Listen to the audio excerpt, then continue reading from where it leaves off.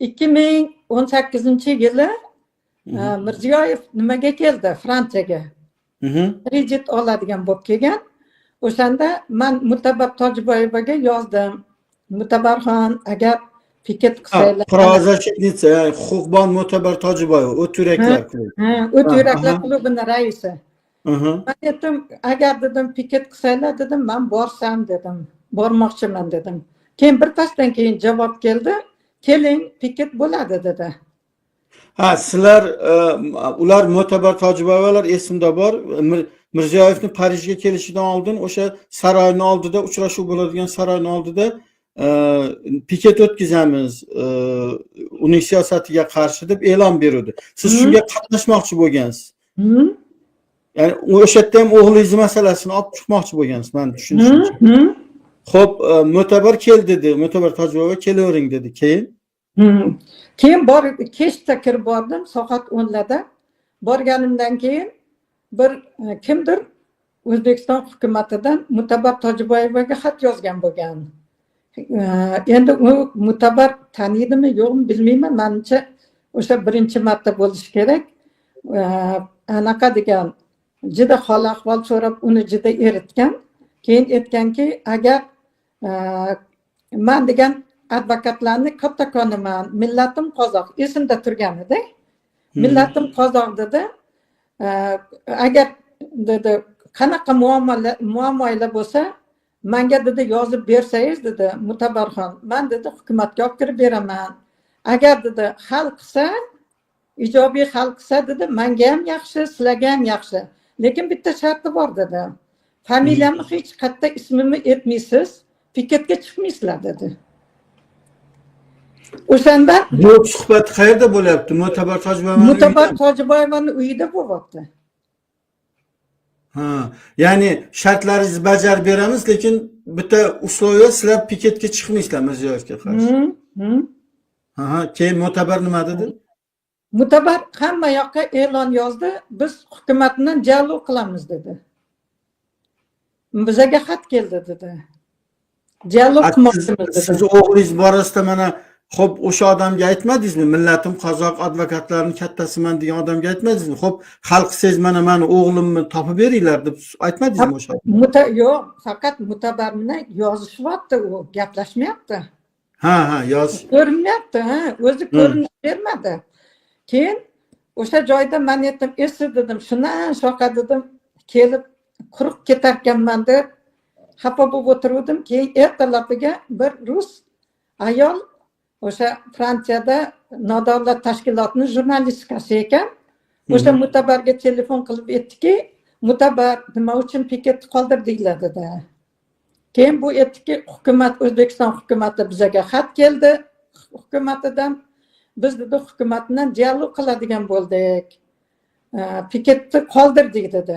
Keyin betga dedi Shveysariyadan bir ayol kelgan. O'g'lini dedi Karimov davrida otaga hukm qilgan, lekin dedi o'ligini ham, tirigini ham bilmaydi, nima bo'lganini. Hozir telefon beraman dedi. Gaplashasizlar dedi. Keyin men aytdim, bu dedim, o'g'lim Karimov davrida otaga hukm qilingan edi. U paytda dedim Mirziyoyev bo'lmagan. Mirziyoyev dedim 2004-yilda kelgan dedim, bosh vazir bo'lib dedim. Shu bilan 2003da kelgan, dekabr. 2003dami, 2004da ish qilib kelgan dedim. Keyin men yumshoqroq qilib aytdim. Men Mirziyoyevga ishonaman, o'g'limni topib berishiga dedim. Keyin bo'ldi. Shu bilan to'xtatdim. Qisqagina gapirdim. Keyin uyga keldim. Kelganimdan keyin yana aprel oyida Mutabar Tojiboyeva aprel 14-damikin Nadejda Atayeva bilan sudlashib yurgan payti edi. Men bir narsa nima qilaydi? Siz Shveysariyaga qaytib keldingiz, ha? Qaytib keldimmi? Piketga chiqmaydigan bo'ldinglar, Mutabar bergandan keyin. Keyin yana nimaga bordingiz Mutabarning uyiga? Hozir boshladim-ku gapni. Mutabar aytdiki, bir aytdi, siz dedi, srochniy kelar ekansiz, elchixonada Parijda dedi. sizga bir hujjat bor ekan, qanaqadir dedi, o'g'lingiz haqida bir aytdiki, kelib olarkansiz dedi. Bir aytdi yana kelib ko'rarkansiz dedi, eshitarkansiz dedi. Har xil gap chiqyapti-da endi. Bitta emas. Keyin men aytdim, mutabar, men dedim, bormayman, bilaman dedim. Yana aldaydiman dedim, bular dedim. Bularga ishonchim qolmagan meni.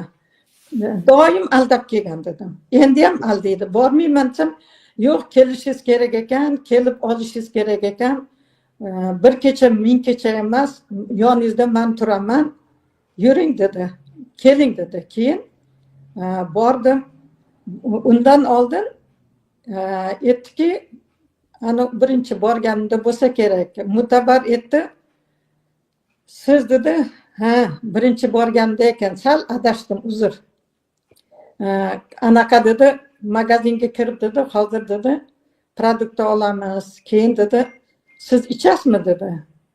Men hayron bo'ldim. Xuddi bir g'alati savolda endi bu kutilmagan. Keyin men aytdim, men dedim, umuman ichmayman, chekmayman ham dedim. Bu menga yordam bermaydi ichkilik. İçsem dedim, uyimda ham har kuni ichishga qurbim yetar dedim. Lekin menga kerak emas bu narsa dedim. Shunaqa desam, keyin magazinga kirdik, produktlar oldik, haligi bitta aronni shunday ko'tarib, hozir ham esimda, hozirgidek. Voy, buni ichsangiz mazza qilasiz dedi. Keyin oldi baribir. Olgandan keyin uyiga keldik, haligi go'sht qovurdi. Endi ikkita haligi rюмкаga olib kelib qo'ydi. Menga oling deyurdi. Men aytdim, mutabar, meni ichkim yo'q bu narsaga. Umuman dedim, havasim yo'q. Qiziqmayman bu narsalarga dedim. Yo'q, nega ishlayapti u sizga? Men tushunmadim. Nimaga o'zi ishlayapti, tushunmadim men. Men ham tushunmayman. Oling dedi, men ham tushunmadim. Keyin bitta ho'plang dedi. Endi zo'rli o'rgandan keyin bitta ho'pladim. Ko'p emas, salgina tekizdim, tilimni tekizdim, bo'ldi, og'zimni tekizib. Keyin yana bitta ho'plang dedi. Keyin yana bitta ho'pladim. O'shanda уже salding bo'shashib qoldim. O'zi 1 gram ichgani yo'q. O'sha ertalab shuni borib kranga ag'dardi. Ikkalasini ham. Yo'q. O'zi ichmadimi shunda sizga ichirib? Umuman ichgani yo'q. Даже tilini ham tekizgani yo'q. Xo'p, nega unda sizga ichirdi u? O'zi ichmadi. Men bilmasam, uni o'zi biladi endi nimaligini. Balkim ichqizib qo'yib, bu haligi baldir-buldir qilsa, bir videoga olib, bir vaqt kelganda sharmanda qilaman deganmi, yoki aljiraydigan bo'lsa, SMBga beraman deganmi, hukumatga ko'rsataman deganmi. Keyin o'yladim, bu to'g'ri niyatda emas dedim. Xo'p, ertasi kuni so'ramadingizmi? Nega o'zing ichmading, to'kib tashlayapsan aroqni, menga ichkizib? Demadi, so'ramadingizmi? Umuman hech narsa gapirmadim. Meni hayolim boshqa yoqlarda edi, Bomomurod. Xo'p, ikkinchi marta yana bordim dedingiz. Yana uyiga bordingizmi? Yana chaqirdi. Uyiga bordim. Xabar bor deb chaqirdi dedi. Ha, anaqa nima deysiz? Bir sizga xabar bor elchixonadan, olishingiz kerak edi. Ha, o'sha dedi, bir yerda hujjat bor o'zingiz haqida dedi. Kelib bilishingiz kerak ekan dedi. Keyin yana aytdiki, olishingiz kerak ekan dedi. O'sha paytda men nevaramga, Arslonga qarab o'tirdim. Men aytdim, Arslan dedim, hozir kasal, bog'chaga bormayapti, onasi ishda, o'g'lim ishda. Men dedim, qarashim kerak bunga desam, bir kecha, ming kecha emas, tez keling dedi. Men dedi, yoningizda turaman dedi. Siz dedi, anaqa begona bo'lsangiz ham, men dedi, g'alati bo'lib ketyaptim dedi. Keyin bularga aytdim, bilet olib beringlar, men dedim, boring. Bular aytdi, bormang oyijon. Yana dedi, xafa bo'lib kelasiz, baribir o'zgarish bo'lmaydi dedi. Lekin mayli dedim, qanaqa dokument bersa ham, shu menda turib turadi bir kun bir isbot uchun deb bordim. Keyin Mutabar ikkalamiz etga kirib bordik. Mutabar Tojiboyeva o't yuraklarni klubiman, direktoriman deb raisi o'zini tanishtirdi. Keyin aytdiki, meni dedi, ha, kirishim bilan haligi kishi aytdi, Rustamov ekanmi, bilmayman. Siz elchixonaga bordingizmi u bilan? Ha. O'zbekistonning Parijdagi elchixonasiga. Ha. Xo'p.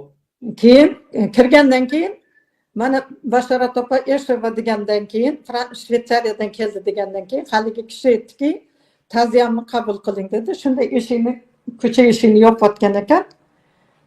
Farzandingiz vafot etgan ekan dedi. Keyin haligi joyda barib ko'nglim yomon bo'ldi. Endi sovuq xabarda endi. Keyin men dedim Karimovni ham dedim, Zokir Almatov, Inoyatov mashg'ula qildi, nima qilsa dedim. Men bularni kechirmayman dedim. Shunda ozgina yig'ladim. Keyin mutabar aytdiki, meni dedi Fransiyada grajdanstvom yo'q. Men dedi Mirziyoyevga yordam bermoqchiman. Agar dedi ruxsat bersanglar, yo'lni ochib bersanglar, men O't yuraklar klubini dedi Fransiyada ro'yxatdan o'tkazib, borib kelib yursam dedi. Elchixonani odamiga aytdi, elchiga. Ha. Keyin u kishi aytdiki, bo'pti dedi, gaplashib ko'ramiz shu haqda dedi. Keyin shu bilan mana dedi, siz dedi Nadejda Atayeva haqida so'ragan hujjatlar dedi, 21 ta hujjat dedi. Hali ham eslayman. 21 kim tushunmadim. Nadejda Atayeva to'g'risida 21 ta hujjat deb mo'tabar aytyapti. Mo'tabar so'ragan ekan O'zbekiston hukumatidan. Ha, elchi so'ragan hujjatlaringiz mana deb beryapti. Katta konvert mana bunday. Mana shunday keladi mana. Kattaligi, shuni ichida 21 ta hujjat bor ekan. Men o'yladimki, Ulug'begim ham endi ikkalamiz kelganimizdan keyin Ulug'begim ham hujjati shu yerda bo'lsa kerak deb o'yladim. Keyin uyga kelib qarasak, faqat Nadejda Atayeva haqida ekan, Ulug'bek haqida hech gap yo'q. Hech narsa yo'q. Keyin men mo'tabar deb Bashorat opa kechirasiz, bir tushunmagan odamlar bor. Hozir men ozgina bir tushuntirish berib o'tib ketayda. Hozir Bashorat opa aytayotgan informatsiya to'g'risi men uchun ham kutilmagan bo'ldi. Bu shokuy informatsiya.